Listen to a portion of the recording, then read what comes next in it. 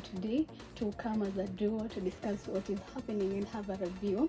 My name is Abigail, and of course I'm with my beautiful partner. Have you seen what is happening? Yes, I've seen. Thank you so much for tuning in. My name is Hilda Ondo. And on today's stories, we have Mama Ida takes the first short break since Raila's death. The article reports on Mama Ida Odinga taking her first break from mourners after the death of her husband, the late Raila Odinga.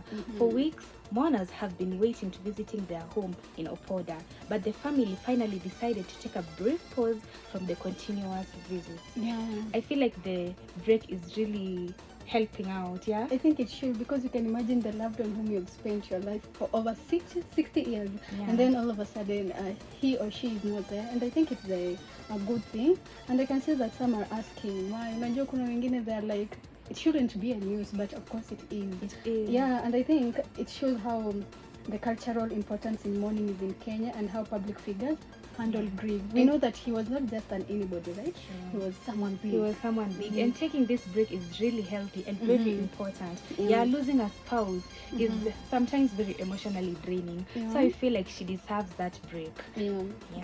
And I think in our conclusion on that, we should respect it. We should respect her decision, and we should continue to support the family, because we know His Excellence or the late Raila Odinga, he was not just a nobody. He brought democracy to Kenya. Yeah, and Kenyans, keep showing your support, keep showing up.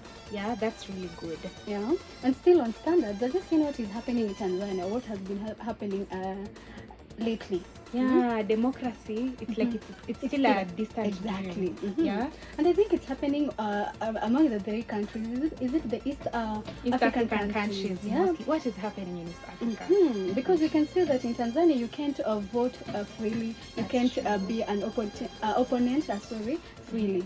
You need to support. They want only to have one. Is it Chama Pinduzi? Yeah. But I think that should not be happening.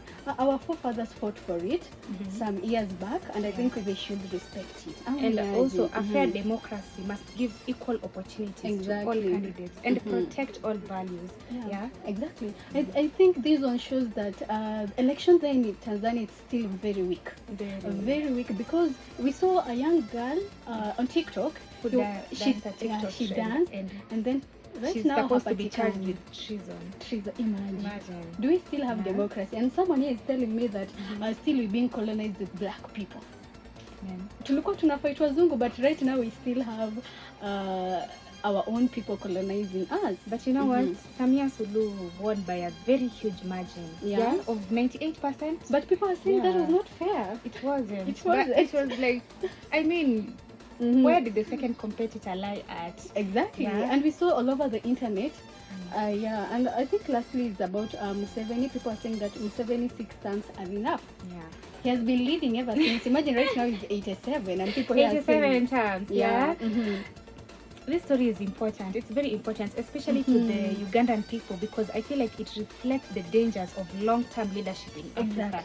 I feel like everyone is supposed to be given a chance to cover your position. Yeah. And I think this issue in Uganda is affecting the 3 East African countries, because also in Kenya we've seen kidogo pale.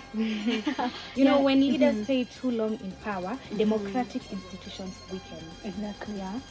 And also citizens lose confidence in government, and that's why you find there are issues like, you know, what do they call them? Maandamano. Yeah, they can't even demonstrate peacefully. People are demonstrating here and there.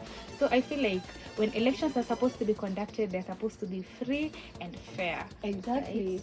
Right? And thank you, our listeners, for listening to our reviews. That was all for today. Yeah, you can follow us on our social media pages. Thank you so much for tuning. I've been your host, Hilda Ondo, together with Abigail Sagwe. Thank you.